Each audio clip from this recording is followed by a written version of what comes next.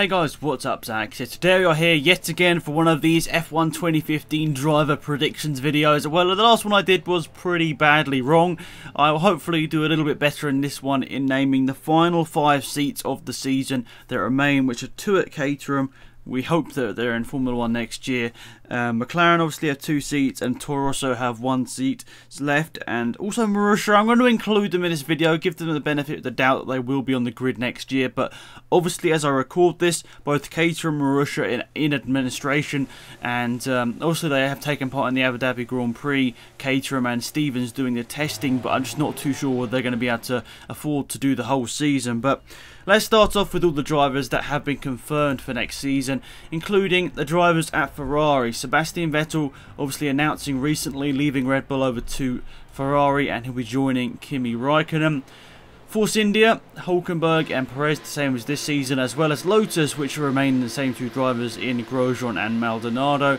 Mercedes have Rosberg and Hamilton. In Infinity Red Bull Racing, or Red Bull, whatever you want to say, Daniel Ricciardo and Daniel Kvyat from obviously the Toro Rosso team. He's moving up to the main team now. It should be really good to see how he gets on. Sauber, completely new team for them. Marcus Ericsson from Caterham and Felipe Nasr from the Williams reserve driver role. You'd expect, looking at their results in sort of junior formula, if you will, neither of them have really excelled. Marcus Ericsson was alright in GP2, picked up quite a lot of wins over his career in GP2, but in this sort of best season, I think he ended up 5th or 6th in GP2. And for Felipe Nasr, he was doing pretty good this year in GP2, but he dipped off towards the end of the season. But you'd have to say those 2 guys bring in quite a bit of money as well, so it's good to see Sauber still in F1 next year. But I still kind of feel that Suttel and Gutierrez, one of them, I think probably more likely Gutierrez, who was a little bit faster in general over the season, probably really deserved to stay for another year. Gutierrez is still very young, and I still honestly feel that he has a lot to give to Formula 1. I mean, a lot of you guys will be like, oh, he sucks, but he's never really had a really fair comparison. In his first year at Sauber, he was alongside Hulkenberg, so you know, you'd obviously, pretty much any driver is going to get demolished by Hulkenberg, especially if you're a GP2 rookie moving into Sauber. So first year wasn't actually too bad. I mean, I do sort of support Gutierrez a little bit, so maybe a bit of bias coming in there. But anyway, let's move on to the next team on the grid, because obviously Sauber is obviously confirmed now, so that's good. At least they will be in the sport. Toro Rosso have 1 driver confirmed, which is Max Verstappen. I'll move on to the other one in a minute. And last off, Williams, Martini Racing, Massa and Bottas, the same as this year. But anyway, let's get on with the big one. Everyone is talking about this. Who will be driving for McLaren Honda next year? Well, I know a lot of British fans want this outcome, which is Alonso and Button, but I think maybe the more realistic outcome is Alonso and Magnussen. But who knows, maybe even Alonso isn't even staying in Formula 1, or I don't know. I mean, who knows, he's been around the World Endurance paddock quite a bit recently, and he could be going to sports cars, so could Jenson Button. It would be very unfair for McLaren to get rid of Magnussen after his first season, which did deliver a podium and some very strong performances.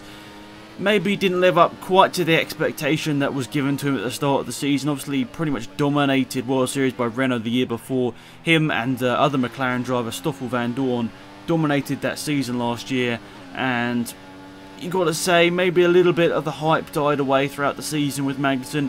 He was just a bit meh in certain parts of the year, which you can't be meh in Formula 1. You've got to be very good. And I've got to say, Jenson Button's end to the season definitely showed. Even though he's older than Magnussen, quite a bit older than Magnussen, he's still got that, speed in him, and probably still got a good couple of years in Formula 1.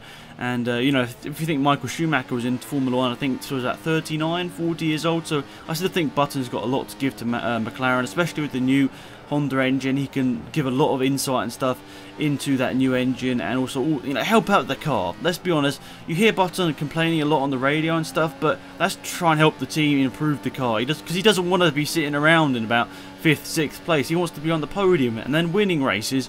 So he's trying his best to keep McLaren up there. So I think the realistic outcome of this is probably Alonso and Magnussen at McLaren, but I think the one that a lot of us want to see is Alonso and Button. But then it's just really, can McLaren afford to pay both those drivers, as well as Magnussen, maybe in a reserve role, or maybe, I don't know, at Caterham, Marussia, I don't know. But I said it would be quite unfair on him to get him, get rid of him after one season. They did that with Perez, and Perez had a pretty good season this season as well. So, McLaren, I think that is the thing. Do they go with the youth, or do they go with the experience for this very important year, which will be 2015, with the McLaren Honda partnership? It could be epic. It could also be a big failure, but we'll just see what happens with that. So that's McLaren sorted. I want to go with Alonso and Button, but whether they can really afford that and whether they'll do that, I don't know. But that's what I want to see. Then at Caterham, Suttel or Gutierrez, I'm thinking one of them might be able to go to there. They've got the money and they might be able to help Caterham out of administration. Or maybe, I don't know, maybe Gutierrez sponsor could buy the team or something, I don't know. But I think maybe Suttel could stay in Caterham. But I've been actually hearing quite a lot of stuff about Suttel going to Haas Racing in 2016. So who knows whether he would be going to them and helping them, giving them a bit of insight to Formula 1. I don't know, maybe that's more realistic for Suttel to end his career helping build up a smaller team. So what I'm going to say at Caterham is a pay driver from GP2 or World Series by Renault. I think maybe someone like Rio Haryanto, who's got a lot of money behind him, and also who's been racing for the Caterham GP2 team this year. He could maybe step up to Formula 1. He isn't exactly the best driver, but he does bring a lot of money, and he has a bit of speed, so it wouldn't be too bad to see him in Formula 1. So maybe Haryanto and Gutierrez, I'd say, at Caterham. And for Toro Rosso, it's pretty easy for me to decide who's better out of Carlos Sainz Jr. and Alex Lynn. In all honesty, I think Lynn has probably the more potential out of the two drivers, but knowing it's Red Bull and it's a lot about marketing and getting the Red Bull brand out there, I honestly think it's probably going to be Sainz Jr. next year, because he's got that classic name that's been very roiled in loads of motorsport over the year, with Carlos Sainz Sr. obviously a WRC champion, a very, very good driver. So I think Red Bull being the company it is, I think they'll probably go Sainz, even though I think Lynn probably does have the potential to to be maybe like the next Daniel Ricciardo. He has a lot of speed, but we saw in GP2 he wasn't too good at overtaking. So I don't know, it's a tough one, that one, but I think for me it's pretty easy to see that Sainz Jr. will probably get that seat, just to his a bit more experience, and also the fact that he has that name as well. And last up, Marussia. I'm just going to say, if they do enter it next year, I think they'll probably retain Chilton. And who knows if it's ever going to be called Marussia, I don't even know. But say Chilton, and then probably another pay driver from GP2 or World Series by Renault. But yeah, I don't know. Who knows? Probably all this is going to be wrong. So yeah, let me know what your thoughts are down below about who you think is going to be driving for Caterham, McLaren, Marussia, if they do go into Formula 1 next year, and Toro Rosso. Who do you think is going to fill that second seat? It's going to be Sainz Jr. or Alex Lynn, pretty much. It could be Vern, I don't know. But anyway, thanks again for watching, guys. I appreciate it.